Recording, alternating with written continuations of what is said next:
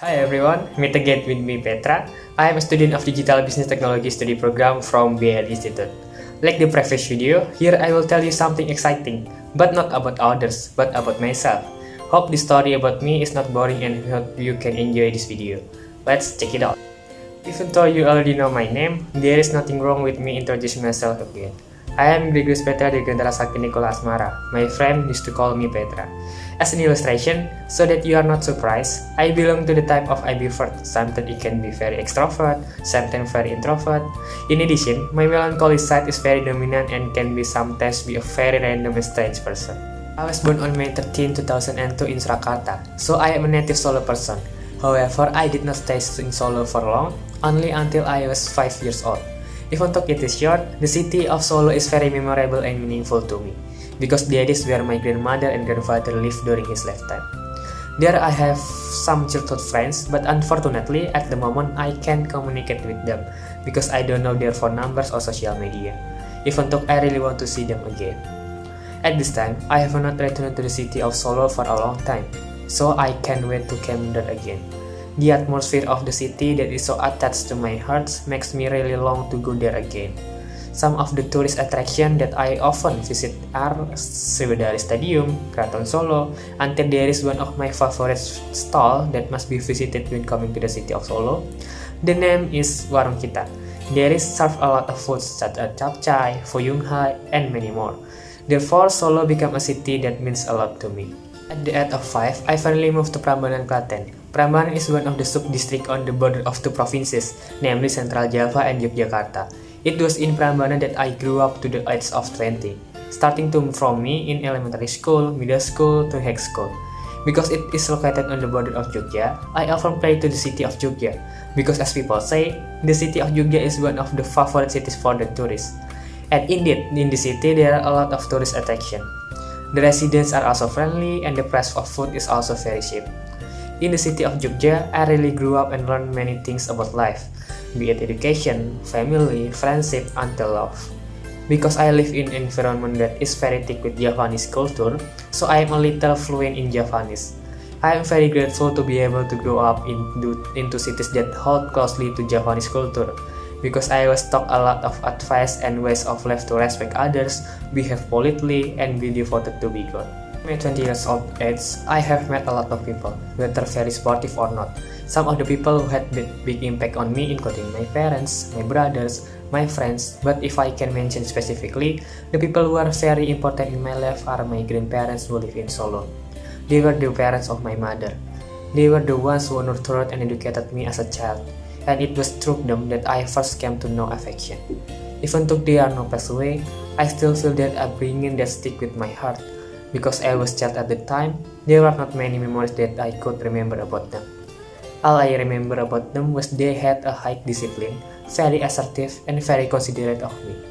My parents also often told me about them, such as how happy they were when they helped me, to when they scolded me when I was a child. Although I can see them again, but the memory of them who helped me remains strong to this day. There is a unique experience that I want to tell you about. When I was in high school, namely at Senior High School 1 Kalasan, I joined the student council as first vice president. But before officially taking office as vice president, a debate and oration was held in front of all students and teachers. The venue for oration was held in the infield of the school, so the atmosphere was very lively. When I waited for my turn, I was very nervous. But unexpectedly, a special person for me at the time suddenly sat in the front. Finally, when it was my turn, I advanced to the stand with excitement and enthusiasm. The result did not disappoint at all. I speaking smoothly and loudly. This experience is hard for me to forget. Alright, it is time to tell you about my activities. Like most other students, I'm currently busy doing college assignment. But in between my busyness, I'm very happy to participate in social activities, such as volunteering in community service. As for hobbies, I have two hobbies that I'm engaged in. First is to be speedcuber. A speedcuber is a person who plays and completes Rubik's Cube in the fastest time possible. I have studied various types of Rubik's Cubes, such as 3x3, 4x4, 5x5 until pyramids. The second hobby is reading books, and this hobby has only been around for about 1 year. At first, I just tried to read books about finance, but in the end, I was very addicted to reading books. The first book I read was Rich Dad Poor Dad by Robert T. Kiyosaki. This book discusses about the financial mindset that comes from the author's experience. Until now, there are about a dozen books of various types that I have read. For example, the book on finance, namely The Psychology of Money by Morgan Housel, books on Catholic theology, for example, Katolik Itu Apa by Father Magnus Suseno, until the novel Sherlock Holmes by Sir Arthur Conan Doyle. Anyway, reading is very relaxing and you all should try it. Alright, when it comes to the mottos and the value of life, there are several areas that I want to pursue and learn to make an impact on many people.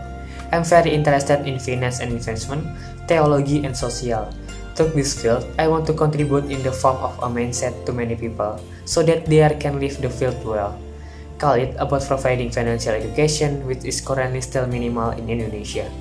As for the motto of life, I have one motto that I have held for the rest of my life, which is not to be the best, but to be useful one. This motto taught me that there is nothing more important than making a positive impact on others. Living with an orientation to be a useful person is my way of life. The last one is probably I will tell you about my life goals. In fact, there are many life goals that I want to achieve, both in terms of education, love, spiritual life, and others. However, it is arguably the biggest goal of my life is to be able to boast of both my parents and family, even friends. Like my life motto, I want my life to be useful to many people. Finally, there is one place that I really want to visit, which is Fatima, Portugal. It is one of the most famous spiritual attractions in the world.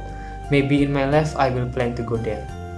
Maybe that's all I can tell you about myself. There are still many things that I can be taught. But because of the limitation of communication media, we have come here first.